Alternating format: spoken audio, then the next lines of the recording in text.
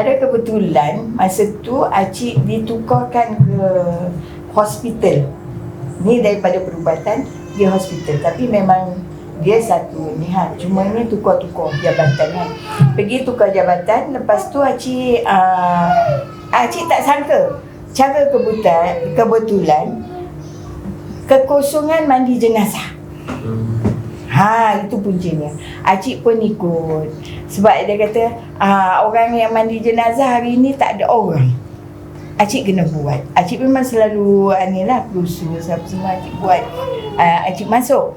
Lepas tu dia kata, Kak, dia kata minta tolonglah. Hari ni orang yang mandi jenazah tak ada, Kak kena buat. Buatlah. Hari pertama tu, jangankan dengar troli kita panggil troli jenazah kan. Allah macam nak jantung ni macam nak gugur. Lepas tu buat juga, alhamdulillah. Hari pertama, kedua dan seterusnya. Alhamdulillah. Lepas tu orang yang pencin, Acik lah ganti tempat dia. Acik ganti. Alhamdulillah macam tu je. Sampai ke, walaupun sekarang Acik dah pencin Acik dah pencin. Tapi kalau misal kursus jenazah, Acik masih ikut.